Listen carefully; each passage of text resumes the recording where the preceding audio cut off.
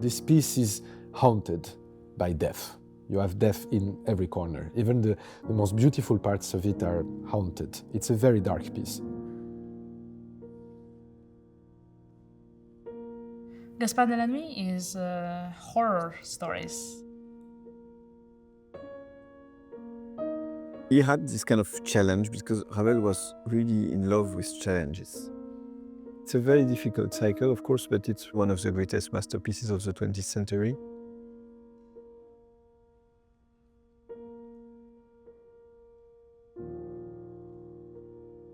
So Gaspard de la Nuit is a romantic piano piece, almost a romantic and I would say expressionist. It doesn't hesitate to explore all the emotional registers of the piano. It's a very intense piece. One has to really commit to play this. It's a very challenging piece, of course. First of all, Ondine, which is kind of a liquid piece, it's kind of difficult. So already at the beginning, you have to give the impression you are starting from nowhere. Dal niente, so sound coming from nowhere, but still you have this kind of balance between one chord and one note, but which is very irregular. Which is not easy actually to achieve, especially when you have to do it very soft and giving the impression of something which is floating a little bit.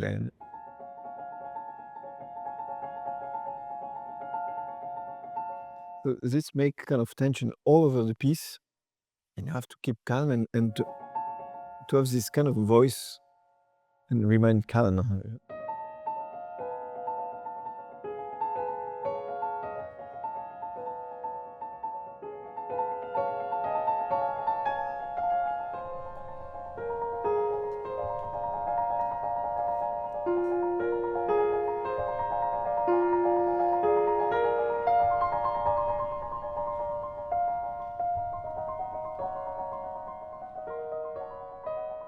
The first movement, Ondine, is developing, speaking about the piano writings, something that Ravel is very fond of is the motif of the water.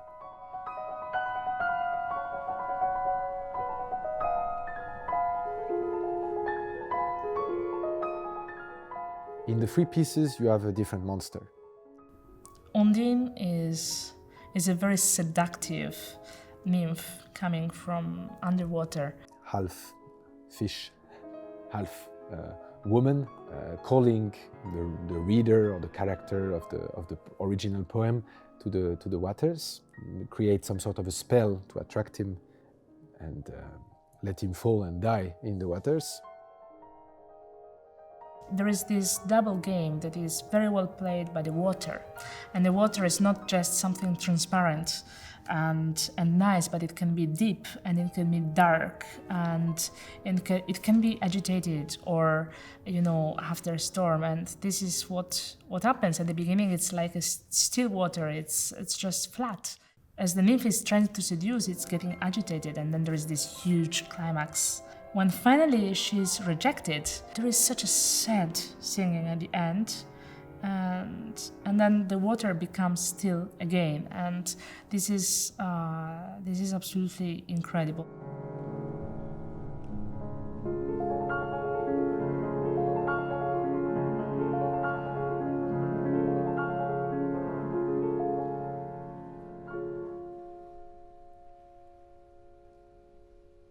One difficult piece actually also is Le Gibet, the slow piece. Of course, it's in a way more easy to play the notes, but I think musically probably the most difficult to achieve because the piece is absolutely extraordinary. It's written on a B flat, which is a kind of a bell,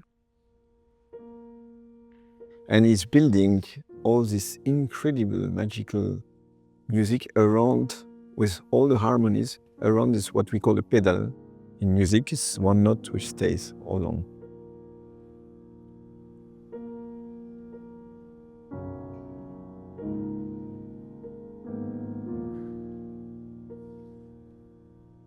Gibet is one of the examples where you can find that Ravel was fascinated by the question of constraints.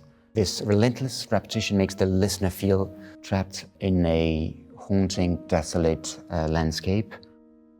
There is also the fact that the melody enters softly, almost hesitantly, and in general you have extreme dynamic restraint.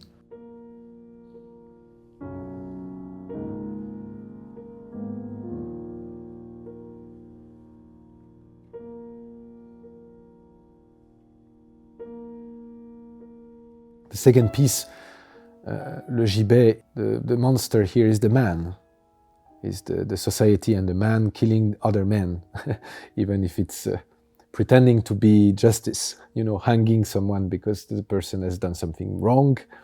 So it's about a hanging man and the violence of the society.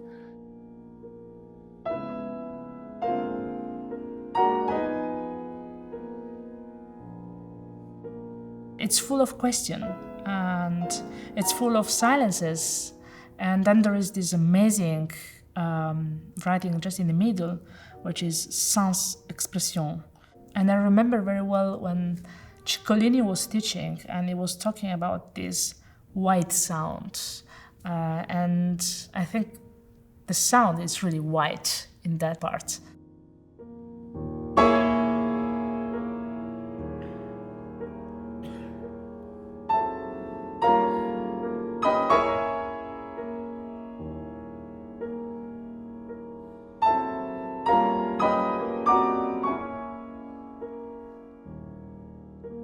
Also, it's very provocative.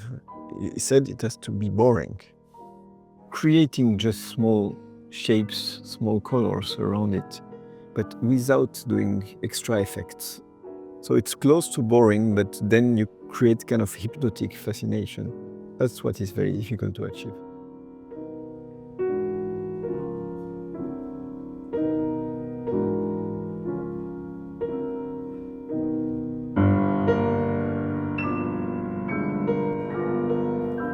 And then there is Scarbo.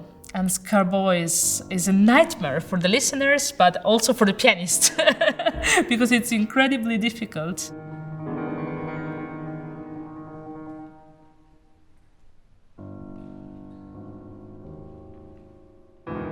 The third piece is, again, an imaginary creature of a little dwarf. When Ravel was writing Gaspard de la Nuit, his father was about to die.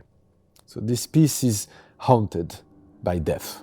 You have death in every corner. Even the most beautiful parts of it are haunted. It's a very dark piece.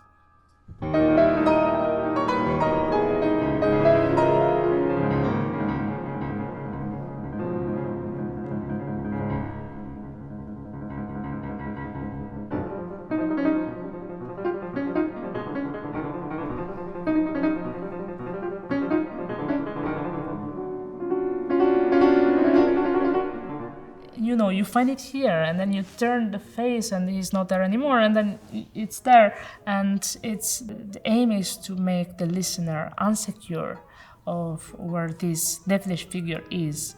My vision of the character of Ravel and what he wanted to achieve is, of course, that something is written and you don't have a lot of possibilities. What is happening is really between the lines.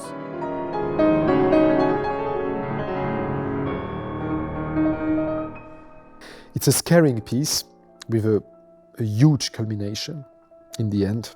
It requests all the technical things that a pianist has to develop to become a professional concert pianist, and more, of course, because otherwise it would not be interesting. And then the very last bar is like a question mark. Has he really disappeared, or is he still there? And you finish this storytelling without knowing if you can feel calm or not.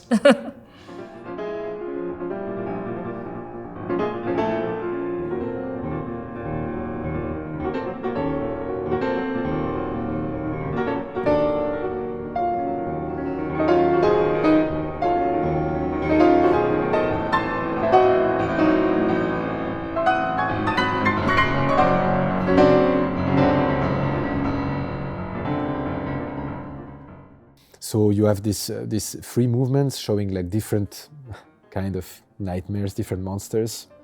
So it's very romantic. It's really the romantic universe with some sort of romantic paranoia as well. It's an endless source of inspiration, this music.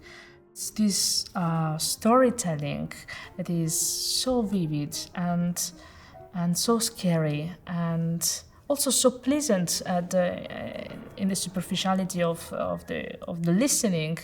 Clearly one of the greatest masterpieces of the 20th century. One of those musics that have changed the history of music in a way. I'm still discovering details in this piece. I don't know how he made it actually. It's so smartly done, and there are not so many piano pieces like that in the repertoire that are challenges for the mind, challenges for the fingers, and telling something deep.